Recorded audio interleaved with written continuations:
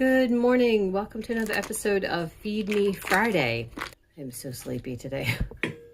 I went to table tennis last night. Whole body is a bit sore this morning, so yeah. Started up the clean eating challenge, and it's going to be interesting. Like, the thing is, I eat very clean anyway. There's just like a few areas where I kind of want to tighten things up a bit, and that's like, I thought, well, you know what? Let's try going with unflavored coffee for a while, because the flavored stuff always, it'll say things like artificial or natural flavorings, and it's always bothered me a little bit, but I'm like, you know what? I love my flavored coffee, so it's not going to bother me that bad. I don't drink soda, I don't have I don't do like the keto treats and stuff like that. So it's like I get very little processed foods. So I'm like, yeah, it's okay, But it's funny. So I'm drinking unflavored coffee, and I'm trying to drink like the cleanest stuff available, within reason. And it was cracking me up because today's day 3, 2 days in a row of like no indigestion from the flavoring. And it's funny, I'm like, because it's every morning I'd be burping like the flavor, and it's not like bad, not like I would get from vegetables, like oh my goodness, broccoli, cauliflower, garlic. But anyway, I thought that was interesting, and I'm like, am I going to be like by the end of this month, am I going to be like completely just saying, hey, you know what, this is no more flavored coffee for me, or maybe just have it on a every once in a while basis? I don't know. We shall see.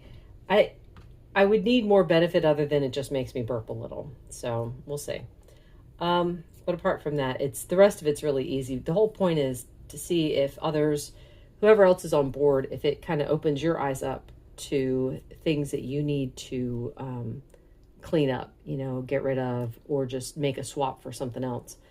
So yeah. Something else I want to talk about. So I saw this video last week. I saw this video at some point, we'll say that, where this person was talking about, the title of the video said like something like food to reverse your diabetes. And she's like got some steamed broccoli. I'm like, okay, that's fine. And then she does this massive whopping serving of rice. I'm pretty sure it was brown rice, but just the same. It's a big serving of rice. And then I think she had tofu with it. And I'm like, rice for a diabetic? No, that's not going to work. And a lot of people in the comment section were saying to her that that wouldn't be good for them. It would raise their blood sugar. And she said it's likely you have insulin resistance. Now, I'm thinking, okay, hang on. Yes, they have insulin resistance. Isn't that what type 2 diabetes is? Where, and it's like, even for a type 1, having rice would raise their blood sugar. But the thing is, I looked at a couple of her other videos, and then I realized what the deal is.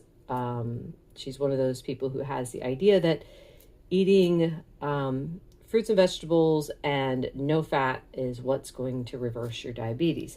Now, I don't know. Like, I can't say that, oh, I know for sure that it won't reverse your diabetes. She had people on her show saying that their diabetes was reversed. So I don't know. I don't know how that's possible to eat. Well, okay. If we go back to the idea that the liver is what processes fructose, right?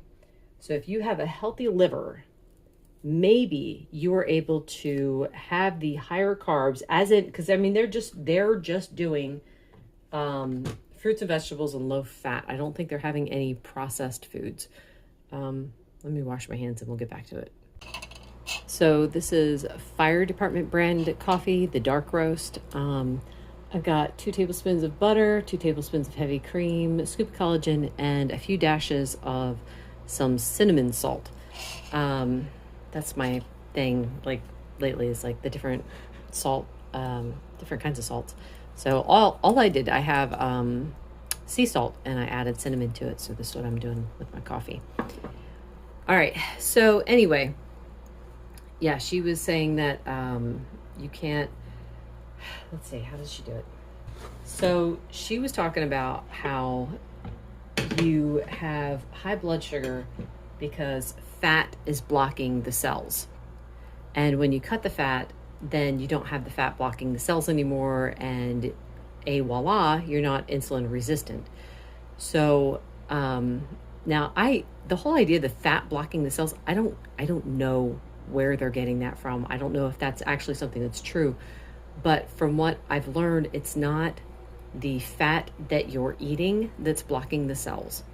It is the carbs that are turning into fat in your system. So, I mean, I would say that that's the fat that's blocking the cells.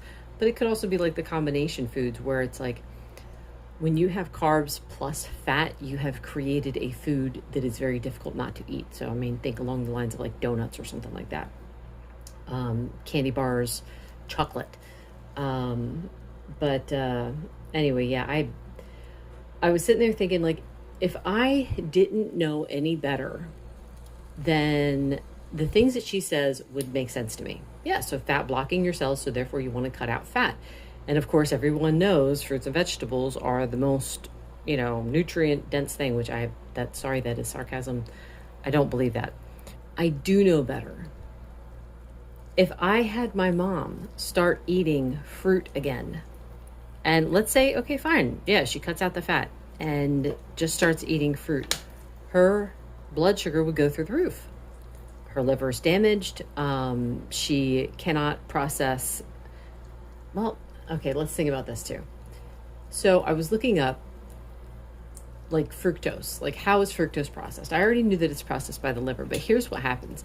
So the liver processes the fructose. There's a whole bunch of things going on there, but it will turn into glucose in your system through the liver, through the gut, because it's going through the gut first, right? And then also the kidneys play a role. And I thought that was interesting. Now, I don't know enough about the process. I wonder if anybody does. But anyway, that's how it works. So I had wondered, does it turn into glucose faster for my mom because it doesn't go to her liver, or because her liver is not doing well enough to process things? So that's my question. Is like, is it just bypassing the liver and it's getting turned into glucose too fast? So for someone like her, or anyone who has liver damage, if you've got fatty liver, you might have an issue eating fruit and keeping your blood sugar down. So that's the thing. It's like they will still encourage you to go ahead and eat like that anyway. Now, I'm not sure about the professionals. I know I've had conversations with people following this way of eating, and their whole thing was, well, if you just do it, it'll be fine. It's like, no, we can't just do it. We were just doing it. My mom was having fruit in the past. She was having it when we started this diet, and we kept thinking that, when she'd get like a weird spike, we're like, well, it can't be the fruit because the fruit should be fine. That weird disconnect, man. Anyway, so I would like to engage and talk to this person and find out, but it's like, I would like to, for that kind of thing, I would like to sit down and talk about it. It's like, well, are the people getting their blood sugar under control because they're cutting out the garbage? They're cutting out the other sweets and stuff like that. I know that it can happen that you can get your A1C down just from cutting out like processed foods. So, I mean, that's a huge one right there. So anyway, I would need to see more data. I would need to sit down and talk to these people and find out what does your diet look like. But anyway, so here was something else interesting. In my recommended feed in Facebook, they recommended that I join a group that posts recipes for cirrhosis patients. So I was like, oh, that looks interesting. Maybe I can help. I make food for my mom, and my mom has cirrhosis. So I was checking them out.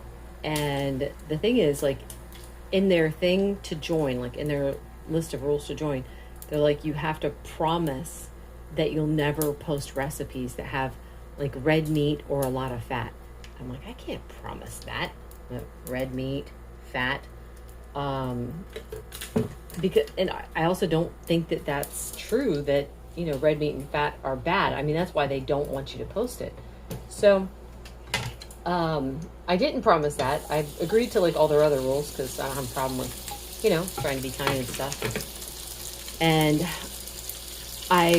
my first post, I was asking a question. I'm like, I gave my mom's history, and then I was asking about, like, why do they say not to have red meat and fat?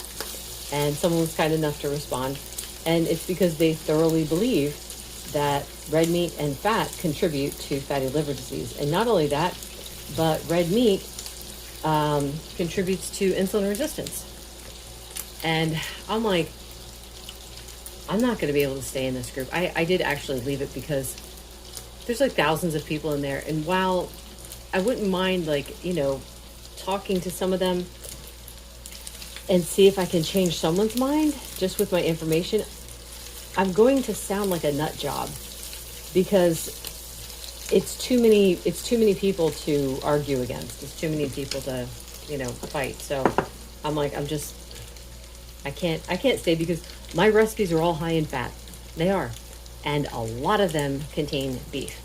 But if they've already got the mindset of no, fat is bad, red meat is bad, then how do you fight that? And I'm not even the one with cirrhosis, it's my mom. So would they even listen? So anyway, I thought, you know what, it's not like I'm giving up on people. I just don't see how I could be any help. Boy, that was a lot of fat. You guys see all that fat in there? I'm not even weighing it today.